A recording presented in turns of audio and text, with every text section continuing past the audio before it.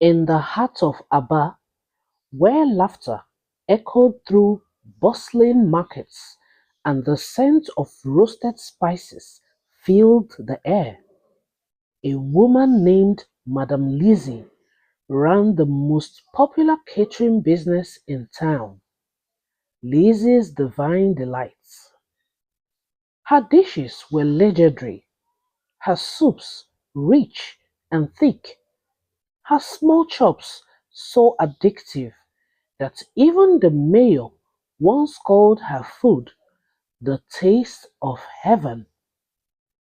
But behind her bright smile and generous servings was a darkness known only to a few. Madame Lizzie was wicked. She didn't always start that way. Years ago, Lizzie was a struggling cook, catering for small events just to survive. That changed the day her competitor, Mama Nkechi, secured the governor's daughter's contract, a contract Lizzie was desperate for.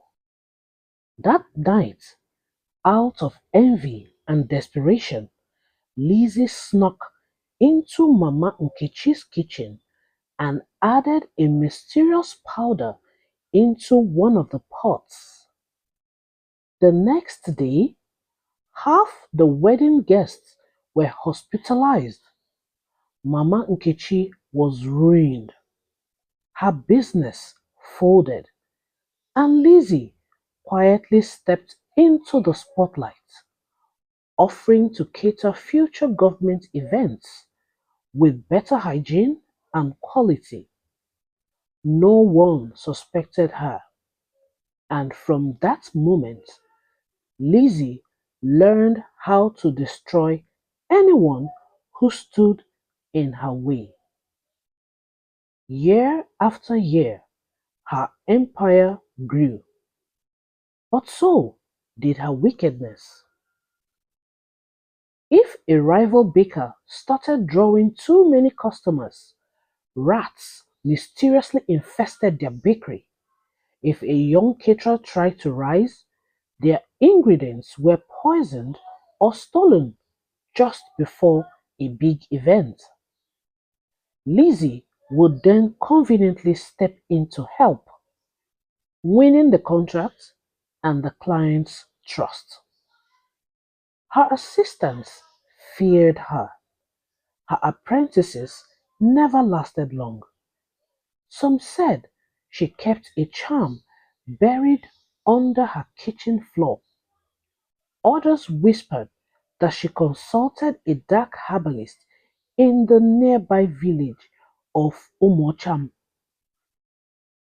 But everything changed when a quiet, determined young woman named Adora opened a modest catering business 2 streets away.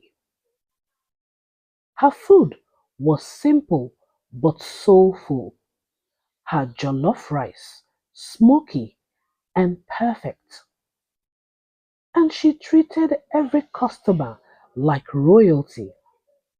Word spread fast. In just 4 months, Adora was being booked for birthdays, church events, and even weddings. Clients Lizzie had once monopolized. Madame Lizzie seized. One night, under the cover of rain, she paid off a street boy to sneak into Adora's shop and sprinkled powdered iwo leaves, a bitter herb known to cause stomach cramps, into her spice containers. But the boy, curious and guilt-ridden, told his elder brother, who happened to be a policeman. The next morning, a trap was set. Police officers waited in plain clothes outside Adora's shop. Sure enough, Lizzie came herself, dressed in black and pretending to be an early customer. She carried a small container tucked into her bag. As she reached for the spice rack, she was caught red-handed. The news of Madame Lizzie's arrest spread like wildfire. Videos leaked. Clients abandoned her in droves.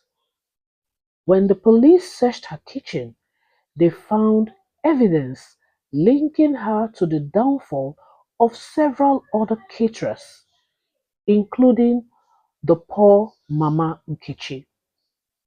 In court, Madame Lizzie wept, claiming she had been bewitched into jealousy, but no one believed her tears because it was all crocodile tears.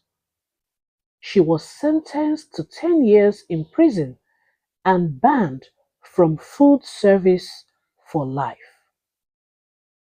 Adora, now vindicated, was offered the government contract Lizzie once fought so hard for, but she remained humble, always giving credit to those who supported her and training young women for free every weekend. And so, the reign of the Wicked Caterer ended, not with a bang, but with a whimper, and a new era of honest, heart-filled cooking began in Aba. The moral of the story: envy may build an empire, but truth and kindness, as they say, will always outlast it. Thank you for listening. This is the end of the story. Please subscribe to my channel for more interesting and lesson driven stories.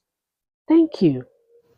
Please visit my channel to watch and listen to The Billionaire and the Virgin and The Short Man of Umudim. Thank you again. And please remember to subscribe to our channel. Your subscription and your continuous watch and comments keeps encouraging us to create more and more interesting stories. Thank you very much.